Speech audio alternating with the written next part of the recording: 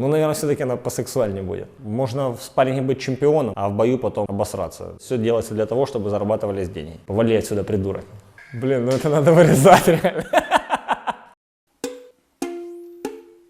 От души в душу. Украина встретила меня отличными полтавскими дорогами. Передаю привет полтавским чиновникам, дорожникам. Как тут есть там какой-то полтавский автодор. Вообще, ребята, дороги у вас классные, можно ехать, так что ничего не делайте. Ехал 60 км в час, лишился 2 колес. Машина друга. Поэтому это в 2 раза больнее. Сразу. Ну, друг еще пока не решился, как бы, слава богу. Блин, не знаю. Помыла, наверное. Помыла, не знаю, зачем она себе все это понаделала, это все безобразие. Она, по-моему, до всех этих мероприятий была вполне как бы приличной девушкой.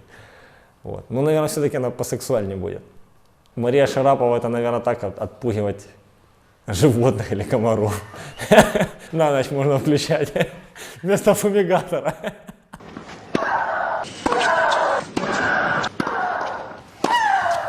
Без обид в сторону выдающейся спортсменки. Я только первый раз в Лос-Анджелес попал, и с Васей мы, Топ-Ранг выдала машину тогда новую. Lexus был GS 350. В таком спальном районе Лос-Анджелеса тестировали ее динамические характеристики с Васей. Раз пронеслись по двору, а темно. А мы его даже не видели. А коп был припаркован, реально. 2 пронеслись. Ну, он, наверное, на глаза повылазили.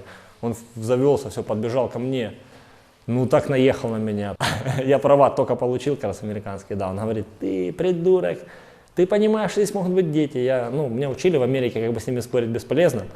Ну, я голову опустил, говорю: да, извините, больше не буду. Он говорит: сколько у тебя тикетов? Я говорю: ну, походу, сейчас первый будет. Права в лицо кинул, говорит: типа, вали отсюда, придурок. Так было обидно, я реально сидел и чувствовал себя униженным, но я сэкономил $300, и это меня как бы успокаивало. Как бы с Эгисом, с менеджером моим, мы же на эту тему разговаривали, то есть я сказал, что если есть вариант двигаться в другом направлении, давай двигаться в другом направлении, зачем? Ну а если нет вариантов, ну это же спорт, ну будем боксировать, значит, что там. С Серегой у меня нормальные отношения товарищеские, то есть нормальный парень, с большим уважением отношусь к нему как к человеку, как к спортсмену. То есть я с ним даже, когда он к Ворду готовился, мы спарринговали вместе.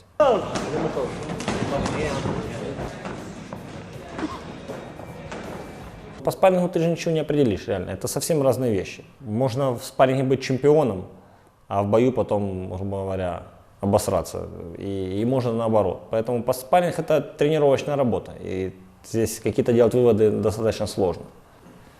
Не знаю. Но они же не все тупые. Ну, вот Владимир Кличко не тупой. Все. Есть вероятность, что я могу в скором времени встретиться с его братом. Блин, ну это надо вырезать реально. Персидский залив. Блин, ну я не знаю, это между Аравийским полуостровом и вот там что там с той стороны. Ну я так визуально на карте знаю, да? Там есть Катар, там Арабские Эмираты, омываются им. Вот у меня есть один ритуал, чтобы не было жены на моем бое. Вот это отличный ритуал. Она не видела ни одного боя. Блин, но она нервничает сильно, она смотрит реально в бой в записи и дерется с телевизором. А я представляю, что там произойдет. Получается, на мой последний бой она прилетала в Нью-Йорк в этот день. Но я взял билет, что она прилетает в 11 вечера. Такое предательство. То есть она хотела Нью-Йорк посмотреть, но бой ей посмотреть не удалось. Вот это ритуал. Я на самом деле не знаю, кому он чего плохого сделал. Я поэтому комменты и не читаю. А я не знаю, кому он дорогу перешел. На самом деле, ну кто-то пишет, кому-то не нравится. А на самом деле, мне кажется, лучше мэра я не помню для Харькова. То есть у нас дороги хорошие, парки строятся, все делается. Да, я с ним давно знаком, еще после Олимпиады познакомились. То есть он тоже мне помогал очень много. Я скажу честно, я тоже так думал до того момента, как я не пришел к нему в больницу. И я тогда все увидел, что это не фейк. Ну, я приезжал и заходил в гости, он как раз уже более-менее оклемался. Поэтому для меня он положительный персонаж. Бил, наверное, лет 7 назад. Так произошло случайно. Связался с разными личностями, которые на улице часто дерутся. И тоже они меня научили, говорят, ну, не надо терпеть оскорбления. Я что, вряд ли впечатляю кого-то, как уличный боец. На троллейбусной остановке что-то там какой-то начал на меня нападать. А он там с девчонками, что-то пьяный там, что-то. А я смотрю, ну, вот такими глазами. Что ты там смотришь, там, бя-бя-бя, что-то. Ну, и на меня бежит. Но я быстро принял решение, что надо бить. Вот. Ну, потому что, мне кажется, если я первый не попал, то я, наверное, проиграл на улице. Но вот эти все за месяц, наверное, раза 4 были ситуации, я как бы все разы выиграл. Ну, бьет как конь копытом. Ну, как бы, ну, есть же и навыки какие-то. Ну, вот каток на вас едет, он тоже вроде бы не сильно разнообразный. Ну, наверное, не очень весело стоять и не двигаться. Оба! It was the Golovkin left hand to the body and left to the head. Down goes. Ну, реально монстр. Плакал я последний раз, когда родилась моя дочка в 2013 году. И это, блин, ну, круто, реально. И жена моя увидела меня плачущим и говорит, ничего себе, это дал. Я вообще такой, как бы, мне кажется, суховатый семьянин. А тут я как бы так что-то обмяк, не смог. Вот сыновья как-то не так. Выдали тебе его, сразу пошел оборот, там, воспитание пошло. А дочка нет, дочка я как увидел, думаю, ё-моё, не смог. Пустил скупую мужскую слезу. На всех 3. Но я пуповину перерезал. Здесь у них так, ну, на коленках у них лежит какая-то простынь.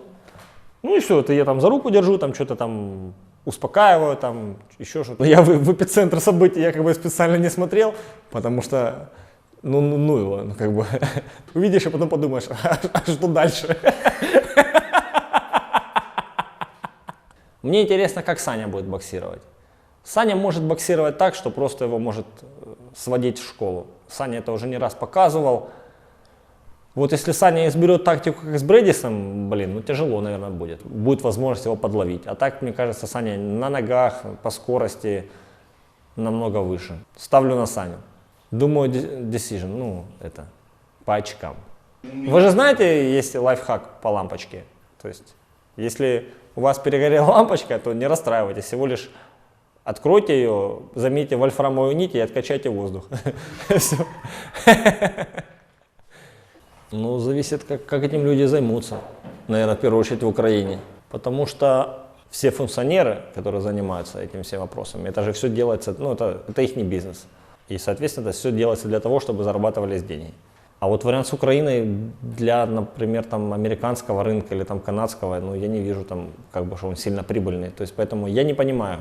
То есть, если кто-то возьмется у нас в Украине это все проспонсировать, тогда это вероятно, что произойдет. Если нет, ну тогда нет.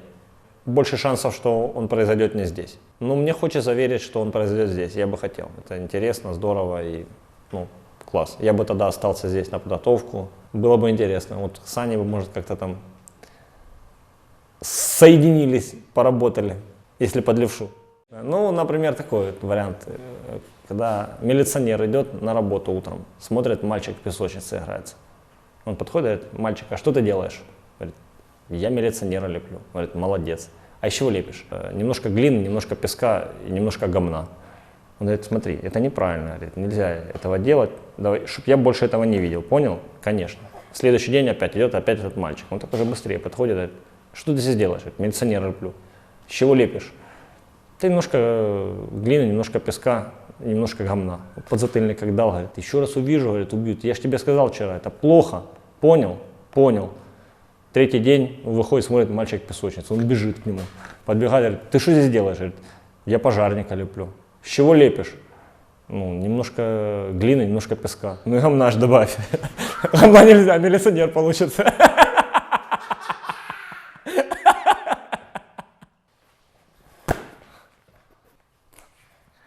Так. А вопрос сегодня будет такой. Какое число я задумал?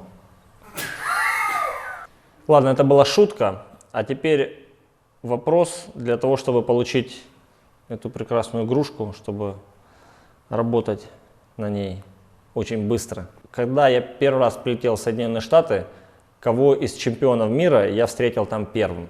Кто это был? Кстати, чуть не забыл сказать условия конкурса. Пишите правильные ответы в комментариях и подписывайтесь на канал. Это Александр Гвоздик, от души в душу.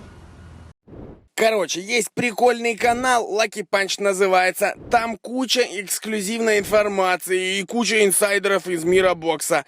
Подписывайтесь и смотрите с удовольствием, ребят. Ссылочка в описании. От души в душу.